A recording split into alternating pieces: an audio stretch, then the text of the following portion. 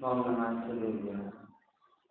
हमारी हंताय नमो कृष्णाणं नमो आर्या नमो वज्राय नमो योगे वंदितो सर्वश्रेष्ठे रोमचरमणो अवं गतिं पत्ते मोक्षामि समयपात्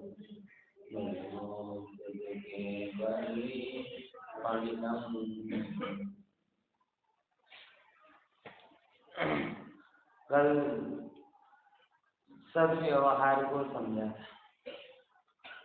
और ये बात भी समझी थी कि अगर इस गाथा को प्रॉपरली नहीं समझा जाए या इस गाथा के सिद्धांत को बराबर नहीं समझा जाए तो संसार की असिद्धि हो जाए। और ध्यान रखना, संसार की असिद्धि हुई तो मुक्ति की भी असिद्धि हो जाएगी, क्योंकि मुक्ति अवस्था किससे मुक्ति? संसार से। मतलब जब अपन स्वभाव की तरफ देखते हैं तब मोक्ष को भी हटा देते हैं। क्यों? क्योंकि जो बंधा नहीं वो छूटेगा कैसे? जब स्वभाव से देखा, स्वभाव से देखते हैं तब मोक्ष की पर्याय को भी हटा देते हैं। और उसके पीछे मूल तर्क क्या आता है कि जो बंधा नहीं है वो छूटेगा क्यों?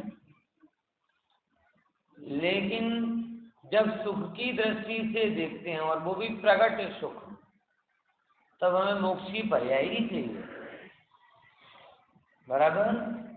वितरागता और सर्वज्ञता, चलो सर्वज्ञता तो साइड में कर दें, लेकिन वितरागता तो चाहिए। और वितरागता के साथ होने वाला आनंद सुख भी चाहिए। वो किसकी बात है? स्वभाव की बात है कि पर्याय की बात? पर्याय की बात। स्वभाव में तो भी पढ़ा। देखो समझना दो चीजें, प्रकट करनी पर्याय है, लेकिन पर्याय की दृष्टि से पर्याय प्रकट नहीं होती, स्वभाव की दृष्टि से पर्याय प्रकट। बात समझो, ये जो हमारा प्रयोजन है ये स्वभाव के लिए नहीं है, क्योंकि स्वभाव तो अभी भी प्रकट और अभव्य जीव भी स्वभाव के साथ अनंत काल तक भटकता रहेगा। आई कि नहीं ये बात समझ में? ख्याल में आ रहा कि नहीं आ रहा है? कई बार हम लोग इस बात को भूल जाते हैं। स्वभाव बराबर है, लेकिन स्वभाव एटीएम में पड़ा हुआ पैसा जैसा है, पासवर्ड डालोगे तो निकलेगा। मैं आपके जीवन की बार घटना का बताता हूँ ना। कई बार मैं दिल्ली गया था पढ़ने में, जब यूपीएससी की फाइनल मेंस एग्जाम के लिए। मैं वो पैसे की ऐसी जरूरत तो पड़ती नहीं थी, मंदिर और हॉस्टल मंदिर पास में। अब एक दिन वो कुछ पैसे की जरूरत पड़ी, एटीएम के पास में 15 मिनट तक खड़ा रहा कि पासवर्ड याद आ जाए, पासवर्ड याद आ जाए, और याद आवे ही नहीं। और आवे नहीं तो पैसा हाथ में कहाँ से आवे? अच्छा, वो कहीं लिखा लिखा भी नहीं था। फिर बहुत कहीं दूसरी डायरी वायरी में देखा तब याद आया। मतलब अब भले ही आपको कितनी जरूरत हो और कितना पैसा हो, दोनों बात। इतनी जरूरत होगी मतलब एक तुरंत के तुरंत चाहिए, और इतना पैसा हो कि खूटे नहीं इतना। लेकिन तो भी अगर पास, और आप भी खड़े भी वहीं हो, खड़े भी कहाँ पर हो? वो मेरे सामने बाहर गर्मी थी, जा भी नहीं सकते, तो खड़े खड़े 10 मिनट तक। फिर लोग भाई तुमने काम क्या काम है, कब से खड़े हो? लूटने वूटने कह रहे भाई, पासवर्ड याद नहीं आया। फिर आए, फिर सोचे यार ये होगा ये होगा, 2-4 फिर साइड में हो जाए, फिर कोई मने करवा दो। ऐसे 3-4 लोग आए और जाए। अब ऐसे निकले कहाँ से? क्या में आया? यही बात है कि स्वभाव से ही सुख आता है। सुख आएगा कहाँ से? स्वभाव की दृष्टि से ही आता है। लेकिन हमें जो चाहिए वो पर्याय में, पर्याय के रूप में कन्वर्ट होकर। क्योंकि जैसे कह ना, सीधे द्रव्य के सुख को आप भोग नहीं सकते। बराबर ख्याल में आया? सीधे द्रव्य के सुख को आप भोग नहीं सकते। वो जब आता है भोगने में तो किसी न किसी पर्याय के रूप में ही आता है। इसीलिए अपने यहाँ पर ऐसा नहीं है कि पर्याय को गिना ही नहीं, पर्याय को गिना है, पर्याय की भी प्राप्ति करनी है, लेकिन पर्याय के लक्ष्य, हमें जो पर्याय चाहिए स्वभाव की पर्याय, वो स्वभाव की पर्याय, स्वाभाविकी पर्याय, पर्याय के लक्ष्य से प्राप्त नहीं। ये अंतर समझ में आया। जगत की जो पर्याय हैं वो पर्याय दृष्टि से प्राप्त होती है। बराबर? जगत की पर्याय मतलब कौन कौन सी, जो मैंने देखा था, शुभ अशुभ भाव का कर्ता, ये सारी कौन सी दृष्टि से प्राप्त होती हैं? अगर आप किसी को पर्याय दृष्टि से देखोगे तो ऑटोमेटिकली आप राग द्वेष कर ही लोगे, मानोगे नहीं। जगत की सारी पर्याय जो राग द्वेष वाली हैं वह सब ऐसे ही होती है। बराबर? लेकिन जो शुद्ध पर्याय है वह शुद्ध पर्याय शुद्ध द्रव्य की दृष्टि से, इसीलिए शुद्ध पर्याय का लक्ष्य जिनका है साधन के रूप में वो शुद्ध द्रव्य की दृष्टि करते ही हैं, ऐसा नहीं है। बराबर? और अशुद्ध पर्याय हो रही है तो इसका क्या नियम कि अपने आप को दृष्टि पर पर्यायों पर है, उसके फलस्वरूप ही राग द्वेष होना। मतलब यहाँ जब हम दृष्टि की बात कहते हैं तो आंख उठा के देखने वाले का नाम दृष्टि नहीं लिया, इतना समझ। यहाँ दृष्टि की जब भी बात की जाएगी तब किसे दृष्टि कहा जाएगा? अंदर में जो अभिप्राय में उसकी मान्यता है उसे दृष्टि कहा। मतलब आंख उठाने को, देखने को दृष्टि नहीं कहा। सम्यक दर्शन से जो संबंधित है, दर्शन से संबंधित दृष्टि,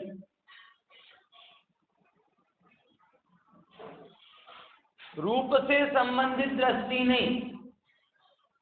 ये चक्षु मतलब हम कहते हैं दृष्टि का विषय, मतलब कई बार क्या नजर में ऐसा आता है, दृष्टि मतलब देखना, तो आत्मा को देखना पड़ेगा, आत्मा को देखना पड़ेगा। तो हम अपने क्या कहते हैं डीपी में आत्मा जैसी आकृति बना लेते हैं, एक वाइट वाइट और एकदम हाथ मुंह नहीं है लेकिन सिद्ध की जैसी आकृति, ऐसी आत्मा को देखना।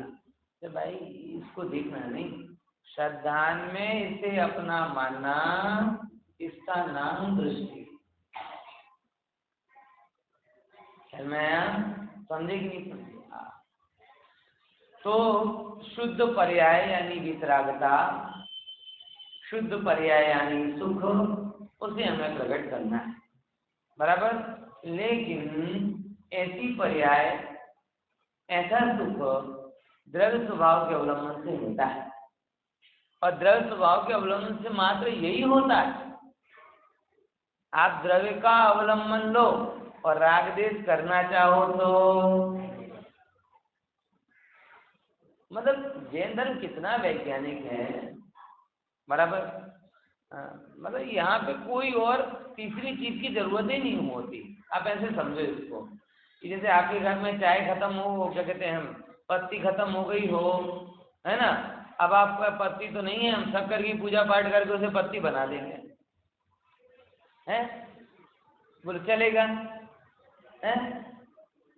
होगा ऐसा क्या कि शक्कर की पूजा पाठ करो और पत्ती बन जाए, और पत्ती की पूजा पाठ करो तो शक्कर बन जाए? और मिलना तो दोनों चाय में ही है ना, तो आपस में समझ लो ना, कभी तुम शक्कर बनो कभी हम पत्ती। नहीं चीज ये जैन धर्म है भाई साहब कि अगर शुद्ध स्वभाव का दृष्टि की तो शुद्धता के अलावा कुछ नहीं मिलेगा, और बाहर की पर्यायों पर दृष्टि की तो अशुद्धता के अलावा रिवर्स लगाओ। अब इसको रिवर्स लगाओ, हमें आज तक शुद्धता नहीं मिली, इसका मतलब कि बोलते हुए भी, मेरी बात को गहराई से समझना, क्या बोल रहा हूं, बोलते हुए द्रव्य दृष्टि की बात करते करते बाल पक गए,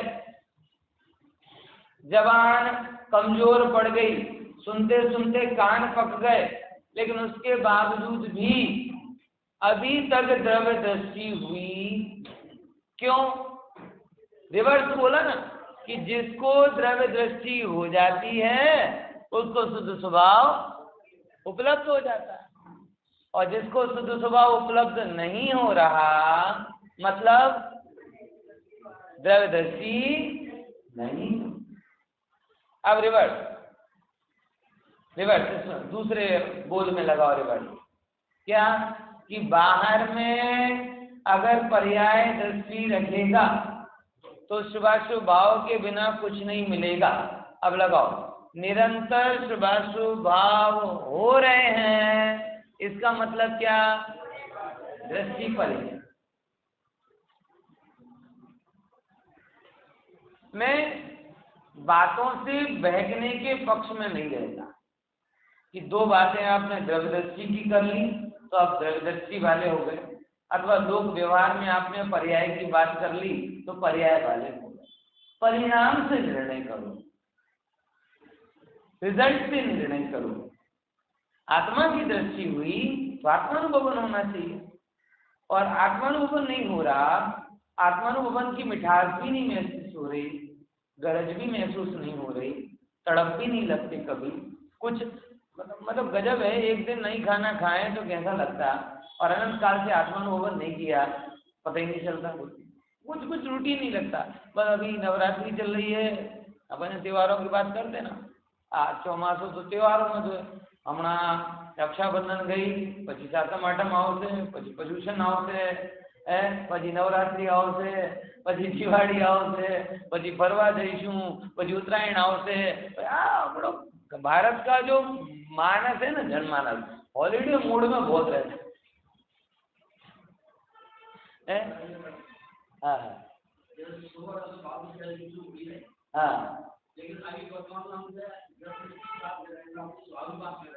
हाँ, देखो एक बात समझो, एक एक नियम समझो, अंश और गुणक। जिसे अंश कहते हो कोई स्वभाव की दृष्टि नहीं, स्वभाव की रुचि आंशिक होती है, लेकिन एक स्वभाव की रुचि आंशिक होती है और अनुभूति पूरी होती है। तो अगर आप अनुभूति में अंश लगाओगे तो आप अनुभूति को समझे नहीं, और रुचि में पूर्ति कर रहे तो वो अलग मैटर। तो जो अभी आप कर रहे हो या जो हम चर्चा कर रहे हैं वो अनुभूति का अंश नहीं है, वो द्रव्य दृष्टि की रुचि का अंश। रुचि में डिग्री पड़ती है कि थोड़ी रुचि है तो थोड़ा सुनते हो, थोड़ा विचारते हो, ज्यादा रुचि होगी ज्यादा सुनोगे, ज्यादा विचारोगे, और ज्यादा। ऐसी रुचि बढ़ते बढ़ते बढ़ते समर्पण एक समय ऐसा आएगा कि अपने, जैसे युगल जी बाबू जी के शब्दों में कहें बहुत अच्छा, कि श्रद्धा ने अपना कोना कोना द्रव्य के लिए खाली कर दिया। बहुत बढ़िया उनका ट्रेडमार्क सेंटेंस कि श्रद्धा ने क्या कर दिया, मतलब जो जिसे अपन कह रहे हैं ना अपनत्व, जो रुचि से बढ़ रहा है, बराबर। अब वो श्रद्धा गुण की पर्याय ने बाकी सबको बाहर निकाल दिया। अपने घर में जब कभी मेला फंक्शन संगीत होना होता है ना, तो सारे फर्नीचर को बाहर कर देते हैं, और सब जगह क्या करवा देते हैं, वो डाइनिंग भी बाहर कर दो, सोफा भी बाहर कर दो, सब खुले वो पाछो ही दो, एक पण वस्तु नीचे જોઈએ नहीं, बराबर। ऐसे श्रद्धा कह रही है कि मैंने एक एक जगह ये मान लिया है कि मैं द्रव्य स्वभाव हूँ, मैं द्रव्य स्वभाव हूँ, मैं द्रव्य स्वभाव हूँ। ऐसा उसने अपना कोना कोना द्रव्य के लिए खाली कर दिया है, और द्रव्य के लिए खाली कर दिया तो बस उस समय वो जो आपकी रुचि बढ़ रही थी, ये चरित्र गुण का परिणमन था, वो अपनत्व में कन्वर्ट होकर ऐसा द्रव्य स्वभाव में मान लिया तो सम्यक दर्शन, वो कहलाई सच्ची अर्थ में द्रव्य। अभी जो हम कह रहे हैं वो द्रव्य दृष्टि की रुचि, द्रव्य दृष्टि नहीं, क्योंकि द्रव्य दृष्टि तो सम्यक दर्शन की अन्वयी होती,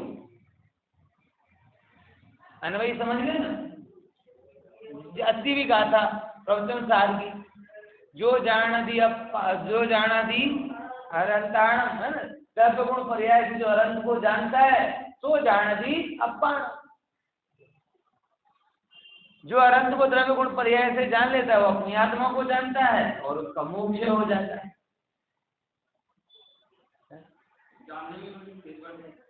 जानने में देखो, समझना, जानना जानने रूप होता है, लेकिन जानकर हमारा कभी पूरा कहाँ होता है। जानने के बाद हम उसे प्रोसेस करते हैं।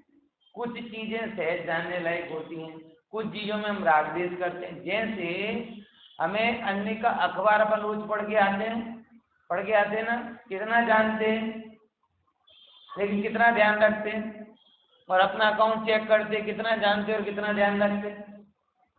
वहाँ कोई डिफॉल्टर हो जाए तो पता चिंता नहीं होती, या एक वो कहते हैं अकाउंट में सामे सामे ना मरे तो चिंता થઈ જાય कि आ एंट्री केम મળતી નથી। એટલે जानने जाने में फर्क तो हुआ ना, कि ज्ञान के एंगल से फर्क नहीं। फिर से समझो, हर गुण अपना अपना काम कर रहा है, लेकिन हर गुण के साथ में उसके दूसरे गुण भी तो हैं, और वो जाने, देखो जितना भी एक्सपेरिमेंट होता है ना, ज्ञान कोई एक्सपेरिमेंट नहीं करता, लेकिन जितना भी एक्सपेरिमेंट होता है ज्ञान के ऊपर होता है। ये लाइन को समझो, क्या बोला, ये लाइन को कंप्लीट। ज्ञान में प्लस माइनस वो ताकत नहीं है। जानना मतलब कैमरा, कि जैसे कैमरा में पदार्थ आ गया वो कैप्चर हो गया, ऐसे ज्ञान मतलब कैमरा, कि जो पदार्थ जानने में आया तो अपन कैमरा में फोटो निकाल, सबसे पहले क्या कहते हैं, बताना ना आ नहीं ख्याल है, आ थोड़ी डार्क है, आनो एंगल बराबर नहीं, आमा आंखों बंद થઈ ગઈ છે, આમાં આમ છે। तो रिजेक्शन सिलेक्शन किसने किया, ज्ञान ने? नहीं, ज्ञान ने तो दोनों फोटो निकाली। आपकी फुल अंधेरे में बेढंगी फोटो निकालो तो भी निकाल लेगा, और पूरे मेकअप में गरबा के पहले की फोटो निकालो तो वो भी निकाल लेगा। वो थोड़ी ना पाड़ेगा कि यार जैन थी ने गरबा में जाओ તમે સેલ્ફી મોકલો, કઈ વાંધો નથી, તો કહે ના ના અમે તો ફોટો પાડી લઈશું। પછી જે એક્સપેરિમેન્ટ થાય છે એ બધું જ્ઞાન ઉપર નથી, એ તમારી શ્રદ્ધાને ચાર્જ ઉપર। તમને તમારી છબી સારી લાગી તો કે આ સારી છે, એને થોડુંક એડિટ કરીને રાખી શકાય, અને આ ખરાબ છે આને ડિલીટ કરી દે। तो जो उपाधि और हेय बना हुआ वो ज्ञान ने नहीं किया, ज्ञान के आधार पर हुआ। वो आपकी चारित्र नहीं किया, और वो क्यों किया, उसका आधार श्रद्धान था, क्योंकि श्रद्धान में हमारी एक छवि और उसके हिसाब से हम इस फोटो को रखना। समझ में आया कि नहीं? ये जो छवि है वो कहलाएगा श्रद्धान। जो फोटो है, जो आपके अंदर में अभिप्राय है अपना कि मेरी ऐसी फोटो होनी चाहिए, ये कहलाया श्रद्धान। जैसी फोटो निकली वो कहलाया ज्ञान, और उस फोटो पे एडिट और डिलीट करने का जो भाव आया वो कहलाया आपका ज्ञान। समझ में आया? तो जो भी एक्सपेरिमेंट होगा वो किस पर होगा, ज्ञान पर होगा। लेकिन ज्ञान एक्सपेरिमेंट नहीं करता, ज्ञान बताता है। फिर ज्ञान को डायरेक्ट करती है श्रद्धा, इन्हें आओ ना करो आओ करो, चारित्र करेगा उसे डिक्टेट, आओ ना करो आओ राखो। तो जो भी हम कहते हैं भेद पढ़ रहे हैं, वो भेद श्रद्धा और ज्ञान के कारण पढ़ रहे हैं, श्रद्धा और चरित्र के कारण पढ़ रहे हैं। ज्ञान कहता कोई बात नहीं, ऐसा बता, ऐसा जान लेंगे। ज्ञान कहता कोई बात नहीं, ऐसा जान लेंगे। श्रद्धा के लिए ऐसा तो ज्ञान वैसे तर्क निकल जाता है, चारित्र कहेगा ऐसा तो ज्ञान वैसा करने लगता है। पॉइंट समझ में आएगी? दर्शन बैठा कि नहीं बैठा कि उलझ गया फोटो में है? चित्र से चरित्र तक पहुंचना। तो ये जानने में फिर जो आप कह रहे हो, जानना तो सब जगह समान होता है। जानने का मतलब अगर आप केवल टू नो करते हो तो जो भी ज्ञान है वो समान है, लेकिन जो अंतर पड़ते हैं वो ज्ञान के नहीं है, ये श्रद्धान के। अपना तो जाने हुए में अपनापन कितना, जाने हुए में हेपना कितना, जाने हुए में उपादेयपना कितना। तो जो एक नहीं उपादेयपना आ रहा है, अच्छा बुरा पना आ रहा है, ये के उपादेयपना श्रद्धान का, और अच्छा बुरा इष्ट अनिष्ट संयोग वियोग ये हुए चारित्र के। तो सब में प्रयोग कौन कर रहा है? ज्ञान ही। लेकिन वो ये दो गुण है ना, वो दो गुण उसको फिर उस हिसाब से आगे लेकर जाए। आई कि नहीं बात समझ में है? थोड़ा कंफ्यूज हो रहा हूँ पूरे? हाँ मैं ये जानना चाहता हूँ, ये संस्था को हमारा टेलीविजन चला। हाँ अभी इस समय जो हम 1 घंटे 2 घंटे जो भी वक्तव्य सुनते हैं, हाँ इसमें जो है हमारा संसार का मतलब दृष्टि फिर बोला सभी सुनते हैं। हाँ तो इसका हमको लाभ मिल रहा है? अरे रुचि पूरा लाभ मिलेगा, पूरा लाभ मिलेगा। देखो हर गुण में लाभ हो रहा है। प्रश्न भाई का ये है कि जो अभी आपने बोला द्रव्य दृष्टि तो आत्मानुभूति होती, आत्मानुभूति तो हो नहीं रही, तो हम जो कर रहे हैं वो क्या, उससे क्या लाभ गिने कि नहीं गिने? तो पहले नंबर कि आत्मानुभूति नहीं हो रही ये ठीक है, लेकिन आत्मानुभूति कैसे होगी? ऐसे ही होगी। जितनों को भी आत्मानुभूति वो क्या कर रहे थे? समो शरण में जाओ, मतलब प्रथमान योग पढ़ो, यही तो बातें वहां होती हैं कि भाई वो भगवान की वाणी सुनी और सुनते सुनते अपने में उतर गए, केवल ज्ञान ले लिया। मुनिराज का उपदेश सुना और अपने में उतर गए तो दीक्षा ले ली। बराबर, यानी जितनों ने भी सम्यक दर्शन की प्राप्ति की वो दुकान नहीं चला रहे थे, वो रसोई नहीं बना रहे थे, वो झगड़ नहीं रहे थे, वो नाटकूंद नहीं रहे थे, वो भोग नहीं भोग रहे थे, वो सब क्या कर रहे थे? ऐसे ही बैठकर तत्व का विचार कर रहे। प्रथमान योग, करणान योग कहता है कि कर्ण लब्धि के पहले क्या भाव चलता? प्रायोग्य लब्धि, देशना लब्धि, और कर्ण लब्धि में भी तत्व विचार का भाव चल रहा। तो करणान योग भी इसकी सिद्धि करता है, चरणान योग भी इसकी सिद्धि करता है। प्रथमा सब ठीक है। अब दूसरे नंबर की बात ये तो बताया कि जब इससे हो नहीं रही ये बात अलग है, लेकिन जब भी होगी तो किससे होगी? एक तो ये इसके लिए जरूरी। दूसरे नंबर की बात, ये आपके जीवन में क्या छाप छोड़ता है कि जो स्वाध्याय करने वाला हो। देखो एक छोटा सा एग्जांपल बताऊं कि बेचारा अजैन को भी पता चलता है। ये अपने दिनेश भाई वकील है ना, दिनेश भाई वकील हमारी संस्था में आए थे बुक लेने के लिए, किताब लेने के लिए आए। बराबर, अब उनकी चप्पल नहीं मिल रही, थोड़ी बहुत यहाँ वहाँ देखी, कोई भूल से पहन गया कि क्या हुआ कि क्या नहीं हुआ, काफ़ी चर्चा हुई और उसके बाद में आधे घंटे तक नहीं मिली और वो चुपचाप गए बिना चले गए। तो बहुत सारा तो एक अजैन कहता है कि जे अभिषेक जी ना ત્યાં આવતો હોય ना એ ચપ્પલ માટે કજીઓ કરે એ શબ્દ એનો પટેલ। હવે ક્યારે એ લોકો પ્રવચન પણ સાંભળ્યો નહીં है, पर ये अंतर देखा है कि अन्य अन्य लोग आते हैं, जरा सी चीज नहीं मिले इतनी कषाय, इतना झगड़ा, इतना सब करके जाते हैं। बराबर, उन्हें देगी कोई बात मिल जाएगी, नहीं मिलेगी तो बाद में देखेंगे। तो उसका एक स्टेटमेंट आया, राजेंद्र भाई पटेल हमारे प्रकाशन बोले जे प्रवचन आवू सांभळतो होय रोज ए आवो कजियो करे ज। ये प्रभाव है। कभी उनने प्रवचन सुने नहीं, मेरे क्लास में आते नहीं, लेकिन तो भी बातों बातों में कभी कोई चर्चा निकल जाती हो, वो थोड़ी बहुत उनको कुछ पड़ी हो, अब वो चीजें वो भी सुन के उन्हें लगता है कि जो ऐसी बात सुन रहा है उसके अंदर में कथा हो ही नहीं सकती। चप्पल क्या कितना भी चला जाए तो भी शांति से सहन कर लेंगे। ये तत्व ज्ञान का प्रताप है जिसे अजैन भी महसूस कर सकता है।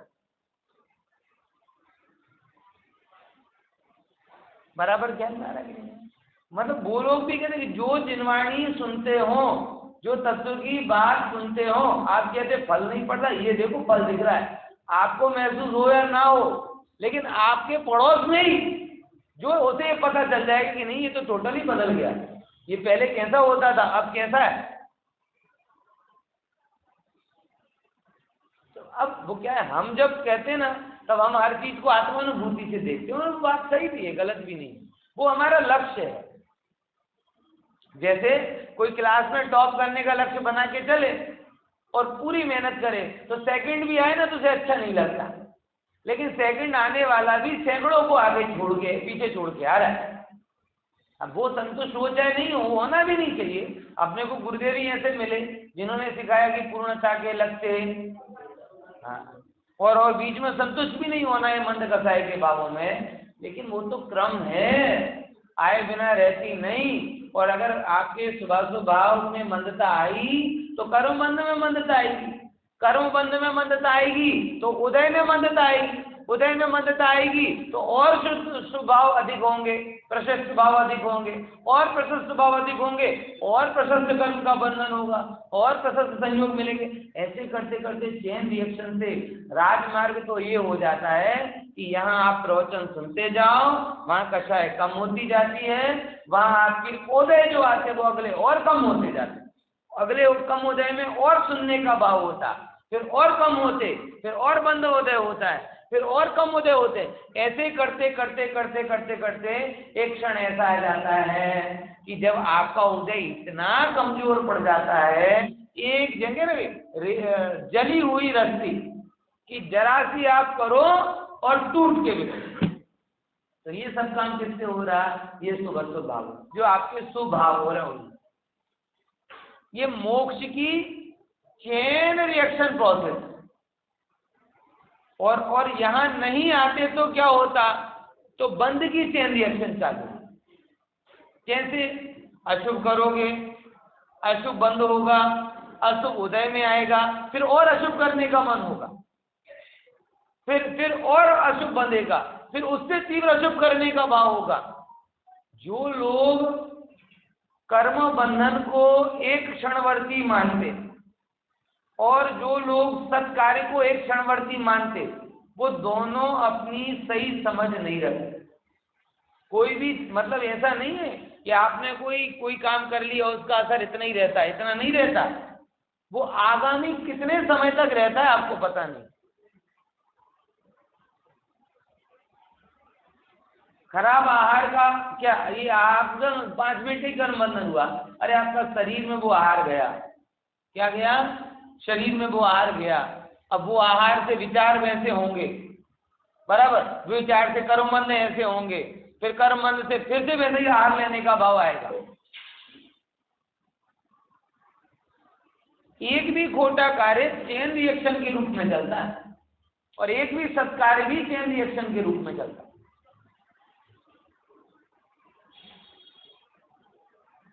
इसलिए कभी भी जिनवाणी की महिमा को कम नहीं करना और भोगों और विषयों और कषायों की गंभीरता को भूलना नहीं।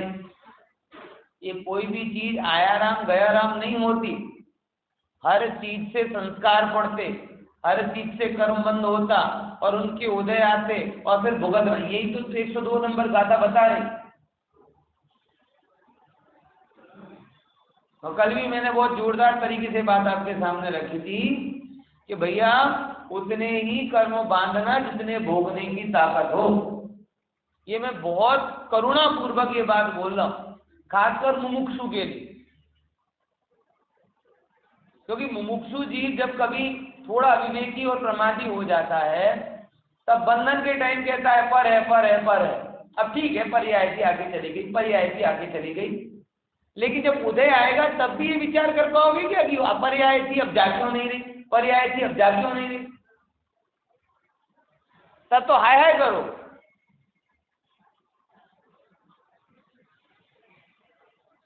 दूसरों को बात नहीं कह रहा, क्योंकि दूसरों को विवेक नहीं है उतनी गहरी समझ नहीं है, कहाँ क्या करें। लेकिन हम लोगों को जो सुनने समझने के बावजूद भी जब प्रमाद परिणाम रहता है, और प्रमाद परिणाम के कारण जो ये पाप कर्मों की गंभीरता समझ में नहीं आती, उसे वो टेकन फ्रॉम ग्रांटेड ले लेते हैं। ठीक है कुछ नहीं है, ठीक है कुछ नहीं है, खा लिया तो क्या फर्क पड़ा, ये कर लिया तो क्या फर्क पड़ा, घूम लिया तो क्या फर्क पड़ा। नहीं, फर्क पड़ा, बहुत फर्क पड़ा।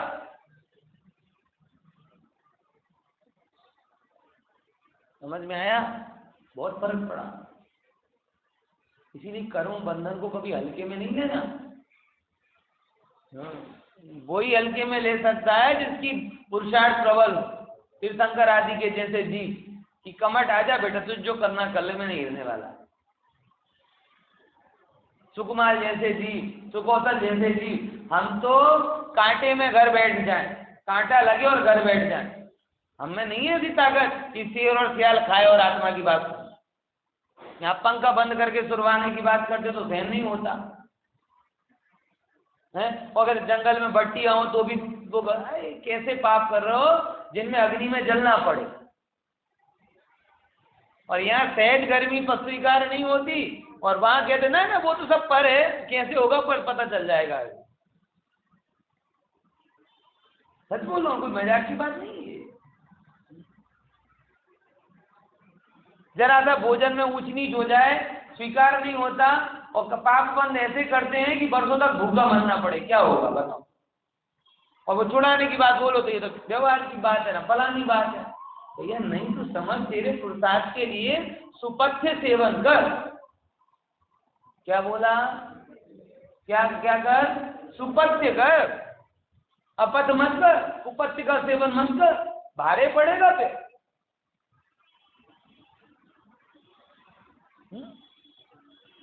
समझना है कि नहीं है? इस चीज को थोड़ी गंभीरता से लो, क्योंकि पूरा एक पूरी श्रृंखला है। एक के परिणाम से बंध, बंध के परिणाम से उदय, उदय के परिणाम से पुनः तीव्र बंध, फिर तीव्र बंध से पुनः वो संयोग, फिर तीव्र कार्य, फिर ऐसे करते करते बढ़ता बढ़ता बढ़ता बढ़ता बढ़ता बढ़ता जाता। और यहाँ बैठकर सुनते हो तब क्या हो, आपको पता भी नहीं चल रहा होगा इस समय कितने कर्म आकर मंद फल देकर खिल रहे हो, ये आपको पता नहीं चल रहा।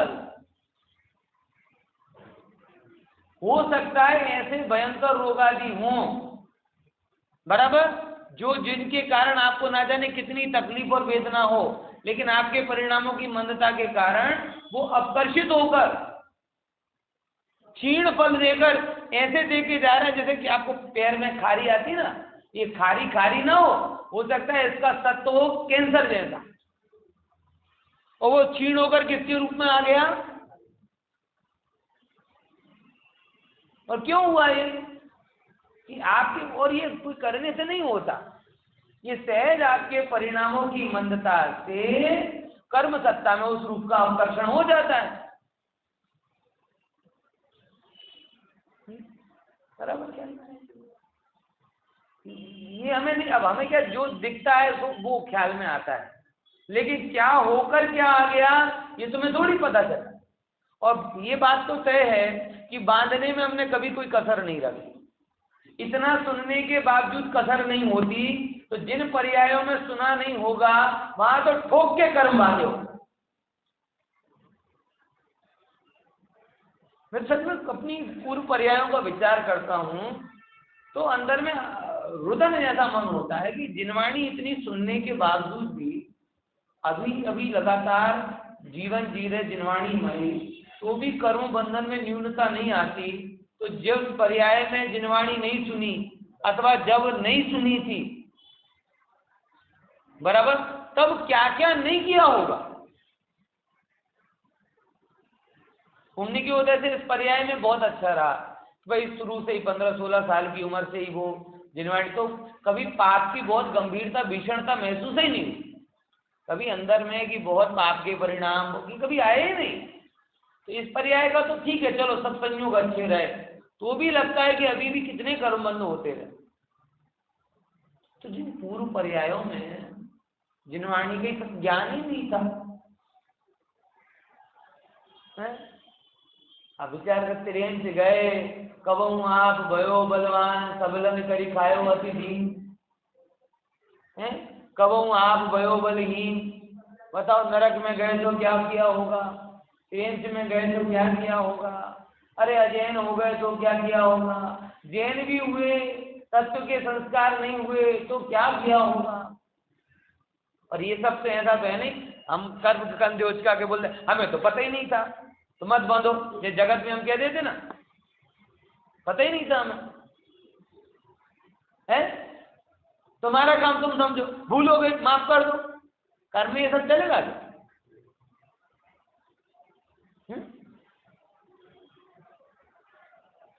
समझ में आया, ख्याल में आया कि नहीं? थोड़ा विचार करो प्रभु, बहुत करुणापूर्वक ये बात कह रहा हूँ कि बंद समय में सावधान रहो, एक एक क्षणवर्ती परिणामों के प्रति सावधान रहो, क्योंकि क्षणवर्ती परिणाम क्षण के नहीं होते, इनका बंधन शादी शांत समय का होता है और इनके संस्कार तो ना जाने कितने लंबे चलते, दोनों तरफ होता है, दोनों तरफ होता है। मैंने बताया ना, एक तरफ स्वाध्याय कर रहे, तत्व विचार कर रहे, इसकी भी एक सीरीज चल रही है, और दूसरी तरफ खोटे राग आदि के काम कर रहे हो, इनकी भी क्या चल रही है, एक सीरीज चल रही। जैसे कर्जा बढ़ाने भी का भी वो ब्याज होता है ना, ब्याज एकदम नहीं बढ़ता, लेकिन नहीं चुकाओगे तो कंपाउंड इंटरेस्ट में और बढ़ जाता है, फिर नहीं चुकाओगे तो कंपाउंड इंटरेस्ट में और बढ़ता है, और चुकाना भी एक साथ नहीं होता, एक किस्त चुका दोगे तो कुछ घट जाएगा, फिर दूसरी चुका दोगे तो घट जाएगा, ऐसे करते करते राजमार्ग तो यही है। हाँ अपवाद मार्ग भी है, लेकिन वो महापुरुषों के लिए, किनके लिए, महापुरुषों के लिए। हमें अपवाद मार्ग का निषेध नहीं, जिनवाणी में बताया सैकड़ों ऐसे भी हुए कि जो कल तक भोगी थे और आज महायोगी बन गए, जो कल तक सुकुमार थे आज अरंत बन गए, तो ये भी होता है, लेकिन वो सामान्य के लिए नहीं, वो अपवाद।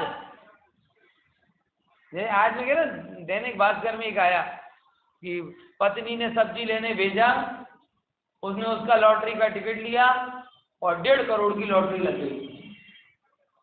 अब लगी तो निषेध तो नहीं कर सकते, तो कल से सब ऐसा करने निकल जाओ, क्या सब्जी लेने जाओ, सब्जी कोई नहीं लाएगा, सब टिकट लेकर आएंगे।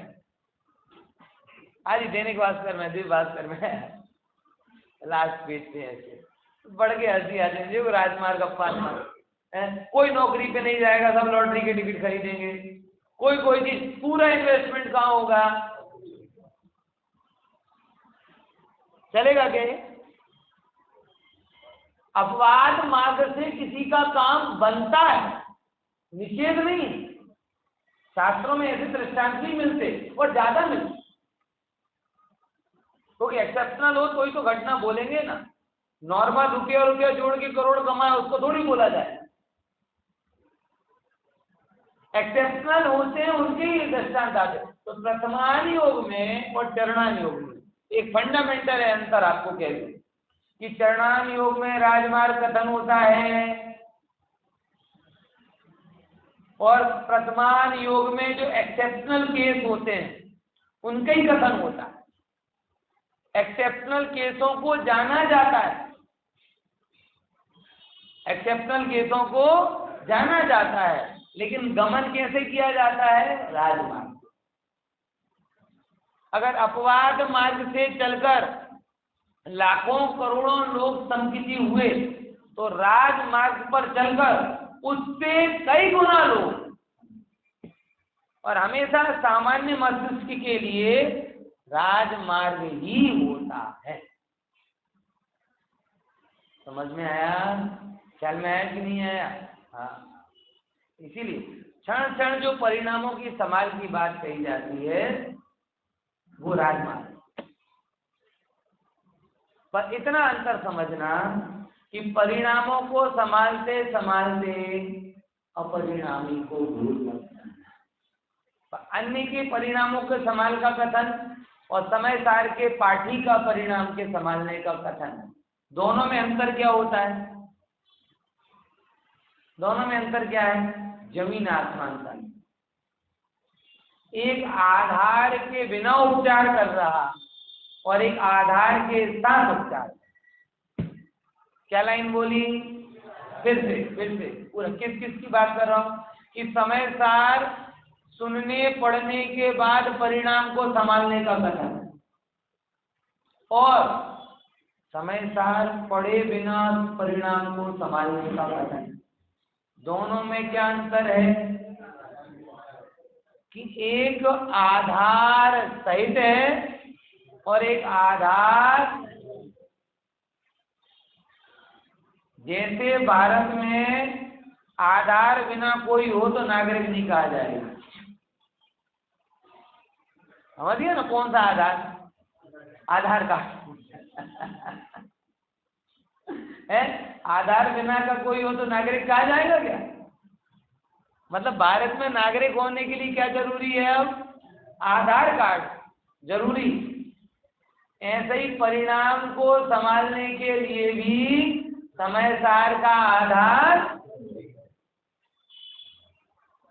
और वो आधार क्या है? अपरिणामी का आधार। जगत के जीवों के पास अपरिणामी नहीं है तो, लेकिन दृष्टि में नहीं, और दृष्टि में नहीं है इसके लिए क्या होता है कि परिणाम संभालने की कोशिश करता है। अब परिणाम को संभालने का भाव है वो भी क्षणिक और परिणाम भी क्षणिक, तो क्षणिक को कैसे संभालें? ऐसे समझो, एक खाई से दो लोग कूदे, अब दोनों हवा में लटके हैं, कौन किसको संभाल लेगा? है कोई को नहीं संभाल पाएगा ना। अब कोई स्थिर वस्तु को पकड़ ले, कोई पत्थर को पकड़ ले। अब पत्थर स्थिर है तो व्यक्ति को संभाल लेगा, और वो व्यक्ति स्थिर हुआ तो दूसरे को संभाले, और दूसरा हो तो तीसरे को संभाले। यानी निराधार को नहीं संभाल पाएगा, आधार वाला निराधार को संभाले, ये सिद्धांत। तो जब आपकी अपरिणामी की दृष्टि होती है, यानी द्रव्य स्वभाव की दृष्टि होती है, तब आपके परिणाम यानी परिणमित होने वाले परिणाम भी समझ जाए। क्यों? क्योंकि निराधार को आधार है। परिणाम के लगते कभी परिणाम नहीं समझते, अपरिणामी के लगते कभी परिणाम बिगड़ते। आएगी नहीं बात समझ में? ख्याल में आया? फिर से क्या बोला? परिणाम के लक्ष्य से कभी परिणाम नहीं समझते, अपरिणामी के लगते परिणाम कभी। जिसकी दृष्टि द्रव्य स्वभाव पर आई वो बाहर गया नहीं तो राग देश आदि हुए नहीं तो परिणाम संभल गए। यही तो समझना। परिणाम संभालना मतलब क्या है? अपन लोगों ने परिणाम संभालने की मतलब क्या है? देखो, किसी का मरण हो जाए, निधन हो जाए, है, अब क्या कहते हैं, पत्नी का निधन हो जाए और पति घर में ही रहे, संभालो अपने आप को। क्यों? दुकान धंधा पानी जाओ, ये तो होता है। मतलब हमने संभालना किसको बोला है?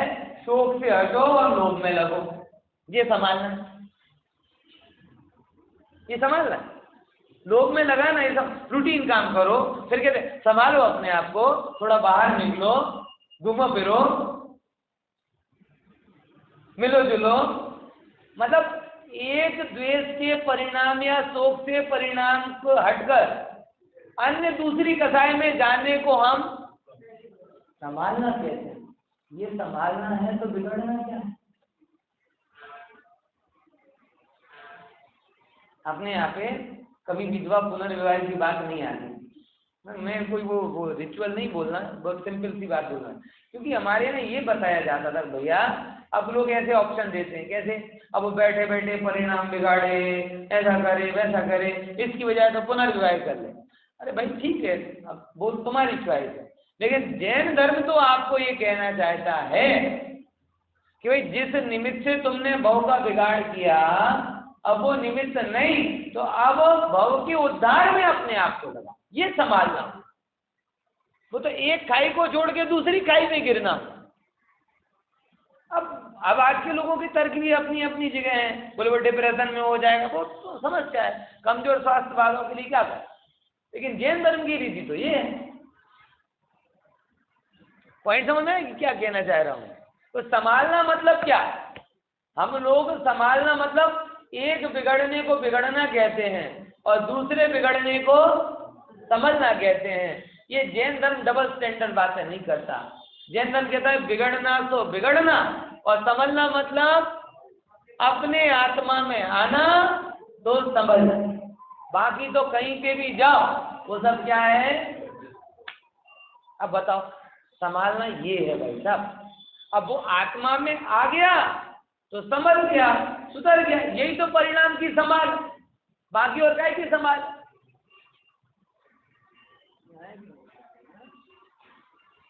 पर्यायों में भी इतना विवेक अपने को रखना चाहिए, है ना, विचार करना।